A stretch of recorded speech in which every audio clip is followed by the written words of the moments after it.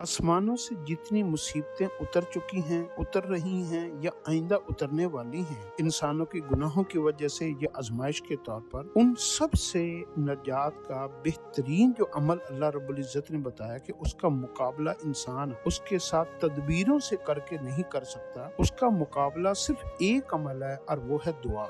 अगर आप मुसीबतों का किसी भी नागहानी और परेशानियों का मुकाबला करना चाहते हैं तो अपनी जिंदगी में दुआ को शामिल कर लें। इंसान जब अल्लाह से दुआ मांगता है ना, तो अल्लाह रब्बुल इज्जत के अंदर कुछ सिफात हैं जिसका अल्लाह ने अपने अस्माउल हुस्न में भी बयान किया है कि अल्लाह हया करते हैं, अल्लाह करीम है, अल्लाह रहीम है। तो अल्लाह रब्बुल इज्जत अपनी उन सिफात की वजह से उनको सच और हक साबित करने के लिए बंदे की दुआ को कभी रद्द नहीं फरमाते। तो अल्लाह हया करते हैं उसके मांगने को। अल्लाह पाक देखते हैं कि चाहे हकदार है या नहीं है, हाथ उठा दिए, चलो इसकी झोली को कुछ न कुछ भर दो। दुआ नजात और फरावानी रिस्क का सबब होता है। कभी कभी इंसान के पास बहुत ज्यादा रिस्क होता है लेकिन उसको नसीब नहीं होता, और कभी कभी उसके पास थोड़ा रिस्क होता है लेकिन उसको अल्लाह पाक जो है ना थोड़े रिस्क में इतनी बरकत डाल देते हैं। तो ये भी दुआ की एक वजह होती है कि अगर आप दुआ मांगने के आदी हैं तो अल्लाह आपके थोड़े रिस्क में बरकत डाल देगा और आपके लिए वो इतना ज्यादा हो जाएगा कि वो खत्म ही नहीं होगा। और कभी कभी अगर आपने दुआ छोड़ दी और आपने माल और दुनिया और ताकत और दौलत के ऊपर जो है ना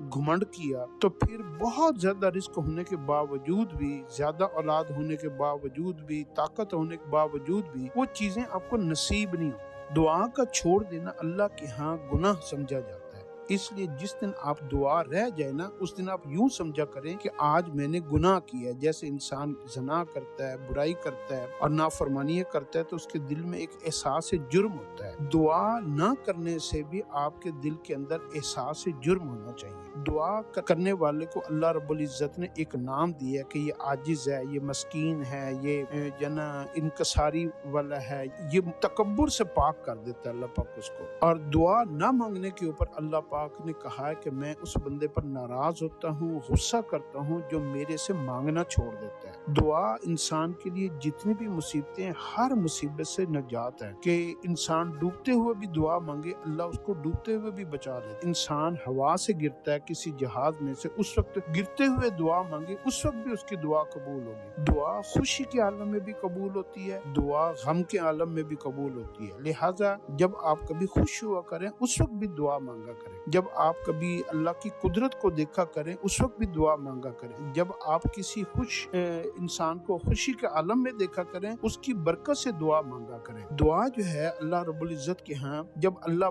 बंदे के साथ अपने भलाई का इरादा करता है ना कि मैं अपने बंदे से प्यार करता हूँ, मैं इसको कुछ देना चाहता हूँ, तो ये इस बात की निशानी है कि अल्लाह ने बंदे की तरफ अपना रुख फेर लिया है। दुआ अल्लाह रब्बुल इज्जत ने उस बंदे को तौफीक अता फरमाते हैं जिसके साथ अल्लाह भलाई का इरादा फरमाते हैं। तो ये भी आपने ज़हन में रखनी है। जो इंसान हर हाल में दुआ मांगता रहता है ना, तो अल्लाह रब्बुल इज्जत के दरवाजे हमेशा उसके ऊपर खुले रहते हैं। और उसके लिए जब भी कोई आजमाइश आती है, वो एक लफ्ज मुंह से निकालता है और उसके वो मसले हल हो जाते हैं। और दुआ मांगने वाले की मिसाल ऐसे है कि अगर वो दरवाजा खटखटाता रहे तो दरवाजा जरूर खुलता है। तो दुआ को अपनी जिंदगी में कभी न छोड़ें। दुआ मांगने की जिस बंदे को तौफीक मिल जाती है ना, ये भी इस बात की निशानी है कि उसकी बात को अल्लाह रब्बुल इज्जत मान लेते हैं, अल्लाह उसके साथ सुलह कर लेते हैं, अल्लाह उसकी दुआ को कबूल कर लेते हैं। तो दुआ की तौफीक अल्लाह उसको अता फरमाते हैं जिसकी दुआ अल्लाह रब्बुल इज्जत ने कबूल करनी होती है। दुआ को अल्लाह ने मुस्तकिल एक इबादत कहा है। आप सल्लल्लाहु अलैहि वसल्लम ने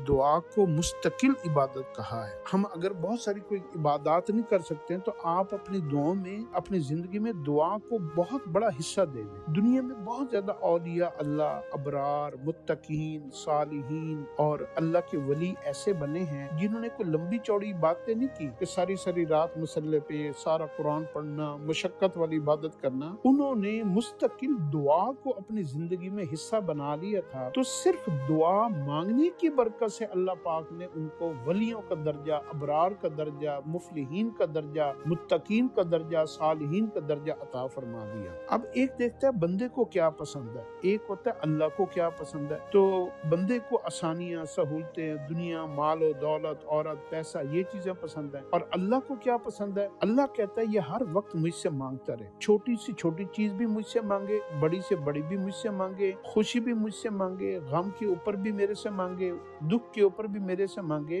زندگی میں روزانہ کے معاملات میں کوئی آنکھ چھپکنے کے برابر بھی کوئی ایسی مقدار نہ ہو جب میرا بندہ مجھ سے کچھ نہ کچھ مانگے نہ۔ اللہ اس قدر مانگنے کو پسند فرماتا۔ دنیا والے لوگوں سے تو 2 دفعہ 3 دفعہ مانگے تو وہ بیزار ہو جاتے ہیں، اللہ کو سب سے زیادہ محبوب بندے کا مانگنا ہے۔ دعا اللہ رب العزت کے کرم کی ایک نشانی ہے، اللہ کی ذات کی ایک نشانی ہے۔ یہ آج کل یہ جو چل رہا ہے نا کہ اللہ کی وجود ہے یا نہیں ہے، یہ دنیا خود بخود بنی، دعا بھی اس بات کی ایک نشانی اور ثبوت ہے کہ اللہ رب العزت کی ذات حق اور سچ ہے، اور ہم اس سے مانگتے ہیں اور وہ ہماری بگڑیاں بنا دیتا ہے۔ خوشحالی میں اللہ کو سب سے زیادہ مانگنا پسند ہے۔ تو اس لیے جو ہے آپ اپنی زندگی میں اگر آپ لمبی چوڑی باتیں کرنے کے قائل نہیں ہیں یا وقت نہیں ملتا، تو آپ دعا کو اپنی زندگی میں پہلے نمبر پر رکھ لیں۔ چھوٹی سی مشکل پیش آئی، کوئی ناراض ہو گیا، کوئی خوش ہو گیا، کسی بچے کو کوئی نعمت مل گئی، بچوں کو دیکھا خوش ہو گیا، فیملی کو دیکھا خوش ہو گیا، تو ہر حال میں آپ دعا مانگنے کو اپنی زندگی کا حصہ بنائیں گے، کبھی بھی اللہ پاک آپ سے رحمتوں سے آپ کو کبھی مایوسی نہیں ہوگی، اور اللہ رب العزت کا قرب کا سب سے بہترین ذریعہ